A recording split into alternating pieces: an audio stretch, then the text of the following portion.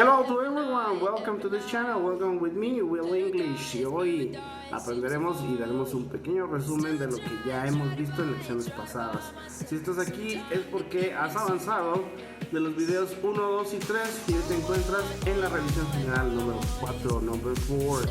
Así que hoy lo que vamos a hacer es dar un pequeño resumen y repasar lo que vimos previamente. Acompáñame, no te vayas. Muy bien, y bueno, para dar un pequeño resumen, recuerden que iniciamos con los temas del verbo to be, el presente simple, auxiliares do, does, y también vimos el presente subjuntivo. ¿Cómo se hace esto? Vamos por orden, ¿de acuerdo?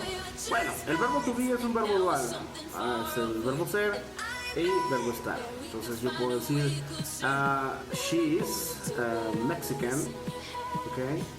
Ahí estoy utilizando los subtítulos para que sea mucho más claro, y puedo decir she's at home, ¿ok? Ella está en casa, ella es mexicana, ¿ok? Hay una dualidad del verbo y que al final no es como en el español que necesitas modificar la conjugación, no, solamente utilizo she's y eso es todo, ¿ok? She's at home and she's Mexican, un buen ejemplo. ¿Ok? ¿Qué pasa con la parte negativa? Es súper fácil, solamente tenemos que agregar el no. ¿Ok? El no, que es el equivalente a no en español. She's not happy, she's not at home. ¿Ok? ¿Ok? Esas dos, ya se puede utilizar todos los pronombres personales para poder ejemplificar mucho mejor. ¿Ok? Esa dualidad del verbo. ¿Y qué pasa si quiero hacer una forma interrogativa? Pues solamente tengo que invertir el orden de los sujetos. ¿Qué significa esto? Pues si digo she's at home, estoy afirmando. She's not at home, estoy negando. Pero ¿qué pasa si quiero preguntar? Bueno, invierto. ¿Is she at home? ¿Ok? ¿Y puedo hacer preguntas negativas? Sí, claro. Las preguntas negativas normalmente surgen cuando tenemos duda o molestia. ¿Ok? Por ejemplo, ¿isn't she at home? ¿No está en casa? Estoy molesto.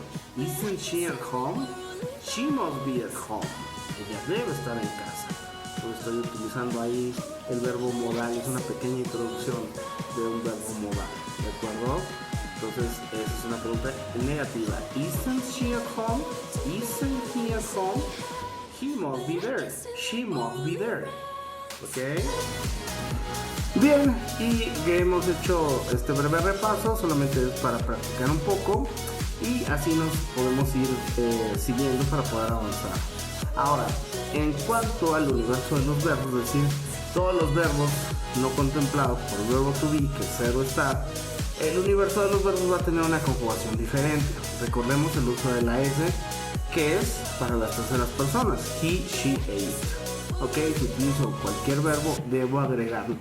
Habrán algunos, digamos, que terminan con Y o que tienen una terminación diferente que va a variar un poco, pero la S no deja de aparecer. Por ejemplo, es she works, he works, it works, ¿no?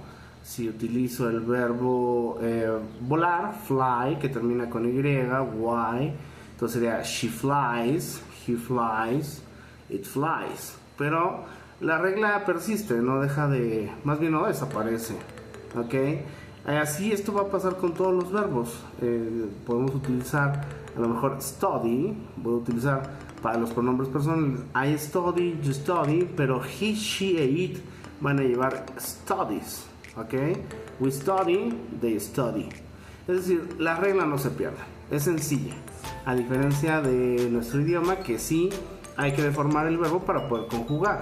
Yo trabajo, tú trabajas, él trabaja, trabajamos, trabajan.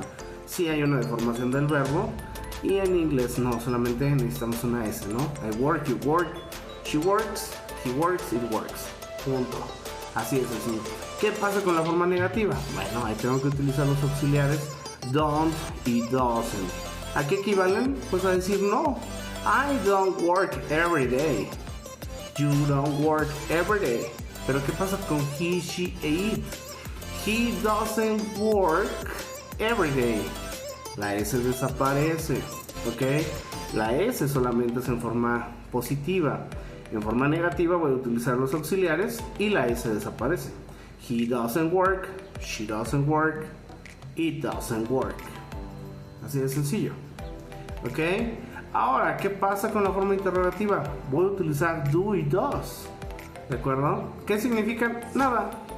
Pero los necesito para preguntar. Do you work? Does she work? Does he work? Does it work? No tienen un significado los auxiliares, pero los necesito para preguntar. ¿De acuerdo?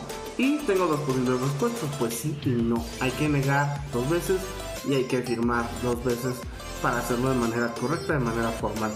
Ya cuando entremos con la parte del inglés informal veremos lo que se puede y lo que no se puede hacer. Pero de momento la formalidad nos ayuda a entender el idioma. ¿Ok? Does she work? Yes, she does. Does he work? No, he doesn't. ¿Ok? Does it work? Yes, it does. O no, it doesn't. ¿De acuerdo? Y así tenemos pues una diferencia entre el verbo to be y el universo de los verbos. Ambos tienen una conjugación diversa, que normalmente para los principiantes suelen equivocarse, suelen confundirse, pero solamente hay que entender que el verbo to be se conjuga de una manera, que son 2 verbos, ser o estar, y el universo de los verbos, el verbo que tú me digas, va a llevar la regla de la S en forma positiva, el doesn't y el don't en forma negativa, y el do y el does en forma interrogativa. Bien, y llegamos a la parte final. Si estás aquí es porque has revisado las lecciones previas, el 1, el 2, el 3, y esta es la lección número 4. Recuerda que conforme vamos avanzando y va subiendo de dificultad el nivel, pues obviamente el número va avanzando de forma progresiva, ¿ok? Y finalmente tenemos el presente subjuntivo en el inglés, que a veces no se entiende muy bien, pero realmente no es tan complicado. ¿Ok? Eso lo utilizamos normalmente cuando hablamos de cosas que aún no ocurren. ¿Ok? Por ejemplo, call me when she arrives. ¿Ok? Fíjense la frase. Call me when she arrives. Llámame cuando ella llegar. No, porque si utilizo ese verbo es I arrive, yo llego. You arrive, tú llegas. She arrives, ella llega. Call me when she arrives. Llámame cuando ella llega. No. Entonces el presente subjuntivo nos ayuda a hablar de cosas que aún no ocurren con la estructura del presente simple. Call me when she arrives. Llámame cuando ella llegue. Eso es el presente subjuntivo, ¿ok? A diferencia del presente simple. ¿Y por qué tenemos que identificarlo? Porque obviamente conforme vayamos avanzando se van combinando los tiempos y tenemos que ser muy precisos a la hora de utilizar, ¿ok? Ese es un ejemplo. O ¿qué tal el siguiente? Call me when you get there. Otra vez. Call me when you get there. Ese es un presente subjuntivo. Call me when you get there. Llámame cuando llegues ahí. ¿Ok? Llámame cuando llegues ahí. Estoy utilizando la estructura del presente simple, pero no es presente simple. Es presente subjuntivo. Pero los profesores nativos nos dicen que eso es un presente simple. Entonces por eso nos cuesta, o más bien nos confunden a la hora de empezar a aprender el idioma. Eso no es presente simple. Utilizo la estructura del presente simple, pero en realidad es presente subjuntivo. Estoy hablando de cosas que aún no ocurren. ¿De acuerdo? Y bueno, al final de cuentas tenemos ahí unos ejemplos previos que nos van a ayudar a entender un poco más esto, ¿de acuerdo?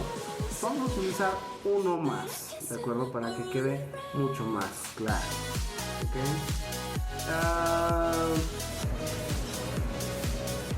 Bien, utilicemos ejemplos negativos que pueden ser útiles. Por ejemplo, don't call me when she gets there.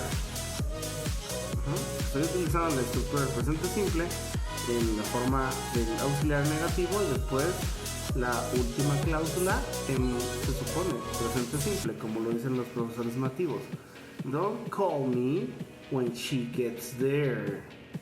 Es, no me llames cuando ella llegue ahí. Sigue siendo presente subjuntivo. Recordemos que el presente subjuntivo es para hablar de cosas que aún no ocurren. ¿De acuerdo? Call me if you find it. Call me if you find it. Llámame si lo encuentras. Ahí tenemos otro ejemplo. Entonces, ¿de qué sirve todo esto? Bueno, pues tenemos primero que nada ordenar. Tenemos que ordenar el presente simple para seguir avanzando. ¿Ok? Verbo to be, el universo de los verbos, en forma positiva, negativa, interrogativa, y después la parte del presente subjuntivo que nos ayuda para hablar de cosas que aún no ocurren. Así que solamente es cuestión de practicar, no es tan complicado. Y si tienen dudas, por favor, escríbanlo. Y si necesitan de clases personalizadas también, díganoslo y con gusto nos ponemos en contacto. ¿De acuerdo? Así que con esto llegamos a la parte final de este video y nos vemos en la próxima aquí en Willy English. Okay? Don't forget and practice. Practice too much the English and practice English with me, with Willy English.